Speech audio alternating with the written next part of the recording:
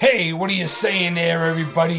Gio City coming right back at you for a recap of the Rams 49er game this past weekend. First, there'll be some breaking news. Just heard that the Rams have acquired Jalen Ramsey.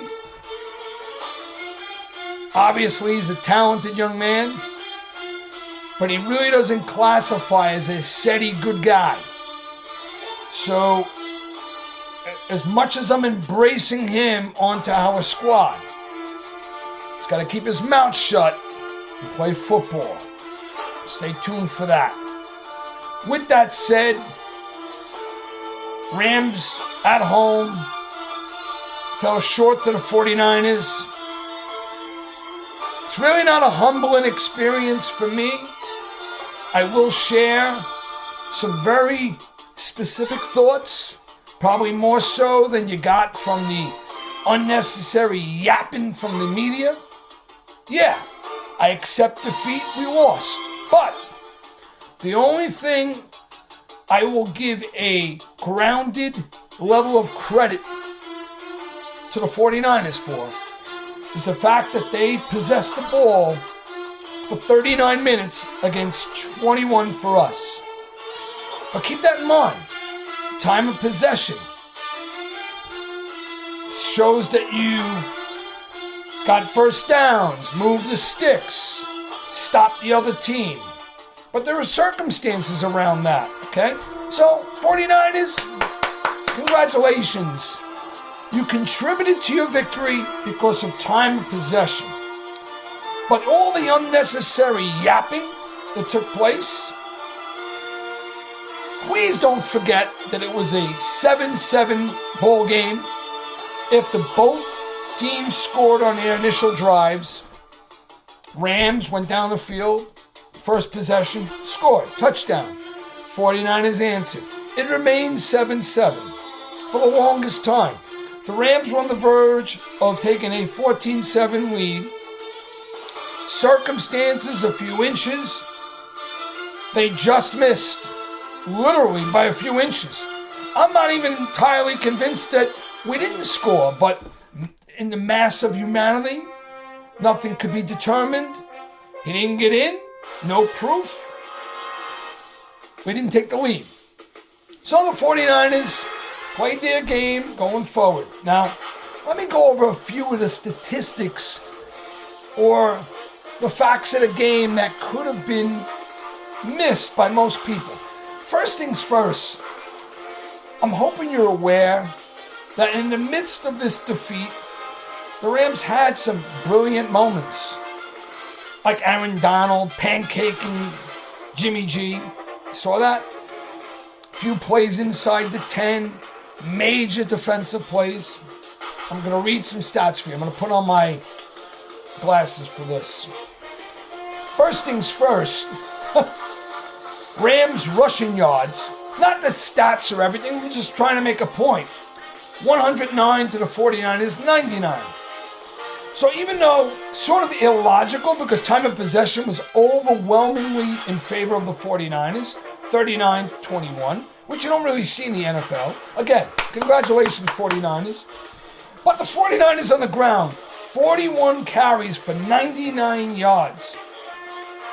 What did they get the previous week? The so-called wonderful running game, unstoppable.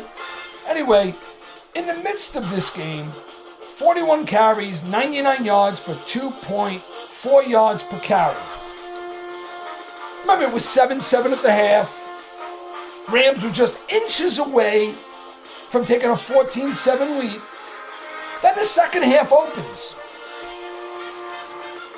And what happens on the first play from scrimmage, or was it the second play?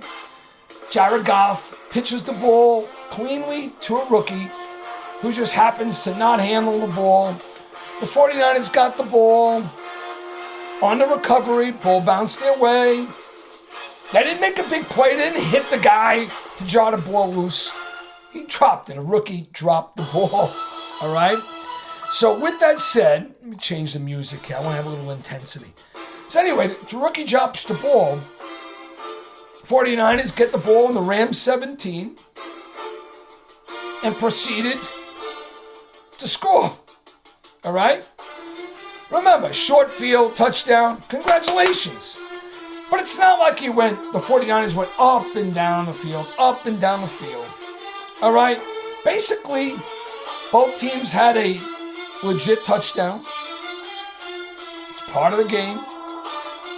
The 49ers had a gift touchdown, which is part of the game. And, because they scored 20 points, a couple of field goals. Obviously, the Rams didn't play their game, but it wasn't a matter of the Rams not showing up and the 49ers in quote-unquote dominating the game. Really? When you average 2.4 yards a rush while you're holding the ball for 39 minutes, it's not dominating the game when you think about it theoretically. And Jared Goff having less than 100 yards, what do you want him to have? Rams only had the ball for 21 minutes. And are the writers and those that cover the game and the fans forgetting that prior to this game, Jared Goff threw for over 900 yards? Not my sugarcoating defeat. We lost. We lost at home. And whether there's Ram fans, Saint fans, Cowboy fans, fans of the NFL, whoever's showing up in the game, it doesn't matter to me. Because remember last postseason? Oh, after the Rams finished the season, not on such a high note, they said the Cowboy fans would fill the Coliseum. And that would propel the Cowboys to victory. And you know what the Rams did? They absolutely ran the ball right down their throats. Dominated the game. Fans didn't matter. They dominated the game. All right? So those writings saying, oh, they just got by against the Cowboys last year. And then they were helped with a penalty against the New Orleans Saints on the road. That's all hogwash. Okay? They outplayed the Cowboys. They went into New Orleans and Jared Goff outplayed Drew Brees. We were down 13-0. Down 13-0. And outscored them 26-10 the rest of the way. Now, why is Gio Cedi talking about last year? That's last year. I'm just refreshing your memory. It's a 16-game season where 3-3 after 6 games. Are we 5-0? No. Are we 4-2? No. Should we be 4-2? Absolutely yes. 6 games, we should be 4-2. And you know why? Seahawks and that magical golden horseshoe that's up their ass. Seahawks won that game, but they didn't beat us. We just didn't execute a simple kick. Now, there are 200 plays in a game, right? 75, 80 plays in a game. I know that. But you and your sister and your cousins and everybody else knows that the Rams should have won that game. So after 6 games, we're playing like a 4-2 team. Just give me a little flavor on top of the 3-3. Am I worried? Not at all. As a Ram fan, as an NFL fan, I know better. The season is 6 weeks old. All right? 3-3, I'll take it. Because you know what? I'd rather win in November and December when it counts. Should we have a better record now? Absolutely. Did we defeat and beat ourselves? Absolutely. Are we dealing with injuries and bad offensive play? Absolutely. But for those that are saying stupid, derogatory, nasty, unnecessary things about Jared Goff, I have no patience for ignorance, stupidity. Really? Go ahead. How many times do I have to tell you? Go to the comment field and please, there are 32 NFL teams. How many teams, how many team owners would rather have who they have more so over Jared Goff right now. Between age, body of work, overall talent, accuracy. And by the way, Jared Goff is one tough son of a bitch. How many times he's been hit over the last several weeks? And you remember against the 49ers? Do you remember him taking that blow inside the 5, blindside? Everybody thought he was going to drop the ball and fumble. Took it like a man, got up, smiled, said, damn, no one blocked for me. That was a massive hit, which is indication how tough he is. By the way, your boy Jimmy G on the 49ers, what happened when he was pancaked? See him cough up the ball? How about the other quarterbacks? He coughing up the ball. Do I need to remind you that Pat Mahomes lost his second home game in a row, should have lost 3 straight, and fumbled the game away to the Texans. That's right, Superman himself. Now, I'm not dissing the guy. He's a young talent. I like the kid. But you know what? Everybody glorifies his Superman-like ability. But they like to say shit about Jared Goff, who's one of the good guys in the league, a great talent. So I challenge you. You want to say Breeze, Brady, Aaron Rodgers, and you want to throw in Mahomes? I'll let you. Even though Mahomes hasn't won a championship game, doesn't have more wins than Jared Goff over the last couple of years. But if you want to throw him in again. But who else? Who else would you rather have on your team behind center? Goff, the great communicator, great arm, good guy, smart, coachable, winner. Smarten up, folks. Put my glasses on for a few more stats, because I don't want to forget anything. I don't want to forget nothing. I want you to listen to me and understand and learn to appreciate. All right, some more. After 6 weeks, the Dallas Cowboys at 3-3. Opening the season, winning 3 games against some mutts, losing 3 straight. People talking about the Super Bowl, Dak Prescott, the Cowboys, and they're 3-3. How about the Eagles? The Eagles are 3-3. Great roster.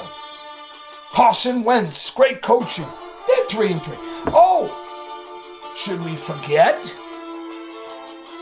Should we forget that the Saints and the Panthers, 2 teams the Los Angeles Rams defeated, have now won 4 straight games.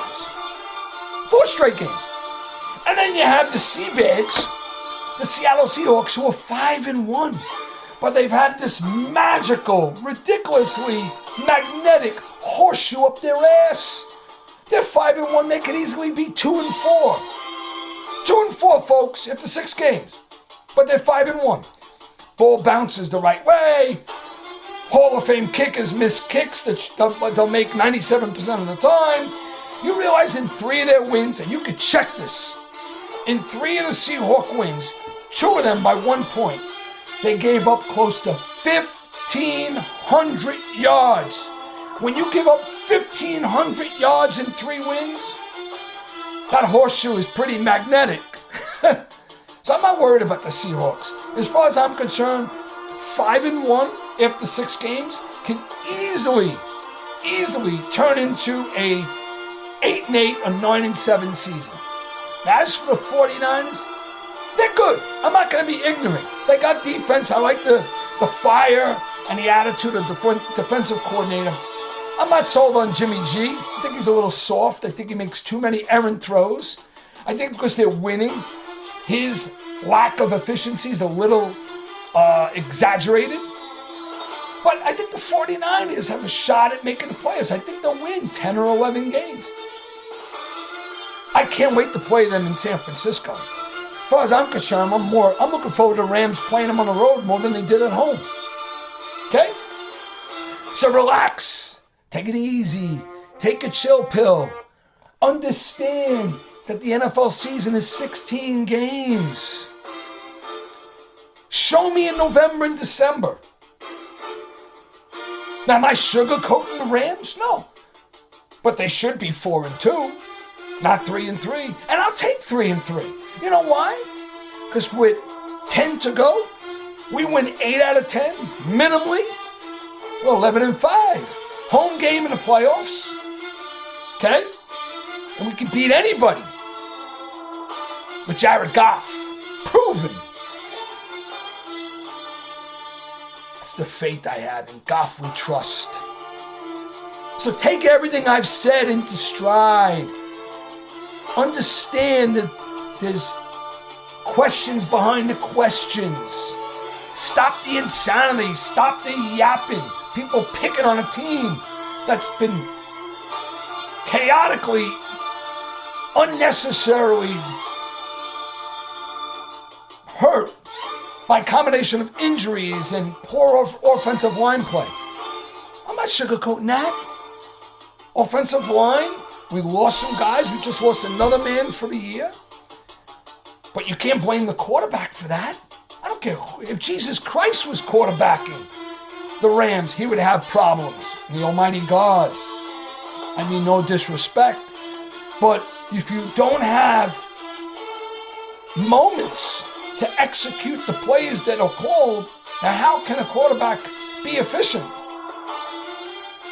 Man, everybody that's saying something negative about Jared Goff is going to be, they're going to have so much egg in their face and they're going to eat so much crow.